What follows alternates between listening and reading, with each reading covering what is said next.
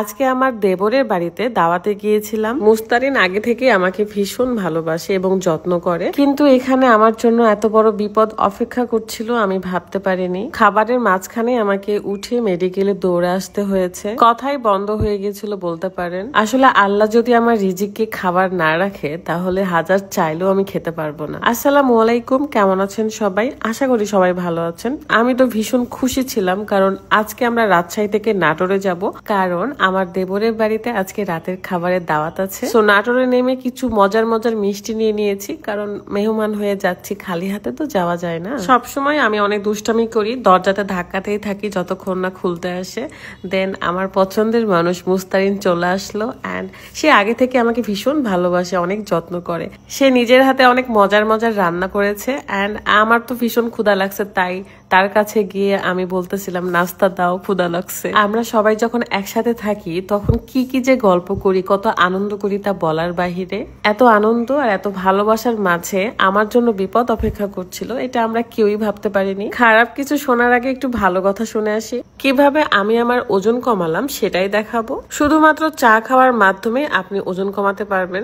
Organic slimming টি, যেটা সকাল এবং রাত্রে খালি পেটে খেলে আপনার শরীরের যে এক্সট্রা চর্বি থাকে সেটাকে শুষে নিয়ে আপনাকে স্লিম রাখে, সাথে ওজন কমায়। বানানো অনেক সহজ। ফুটন্ত গরম পানিতে 1 চামচের মতন স্লিমিং টি দিয়ে 3-4 মিনিট ফুটিয়ে ছেঁকে নিলেই হয়ে যায়। ইউনিক কালেকশন ফেসবুক পেজ থেকে আপনারা এই ওজন কমানোর চাটা পেয়ে যাবেন। পেজটা আমার ভিডিও ডিসক্রিপশনে দেওয়া রয়েছে। যাদের থাইরয়েড, ডায়াবেটিক্স তারাও খেতে পারবে। 15+ বয়সী সব ধরনের ছেলে মেয়েরাই খেতে পারবে, শুধু প্রেগনেন্ট আপুরা বাদে। কিন্তু বেবি হওয়ার 1 মাস পর থেকে আবার খেতে পারবেন। যেহেতু এটা একদমই অর্গানিক, তাই কোনো রকম সাইড ইফেক্ট হওয়ার ভয় নেই। সো দেরি কিসের, এখনই অর্ডার করুন। বাই দ্য ওয়ে, আমাকে সুন্দর শাড়িতে কেমন লাগছে অবশ্যই কমেন্টে জানাবেন।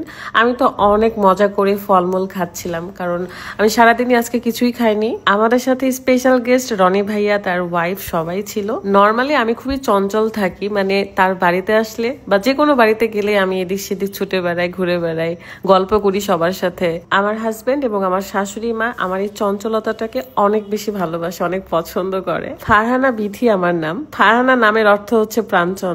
আসলে আমি প্রাণ চঞ্চল।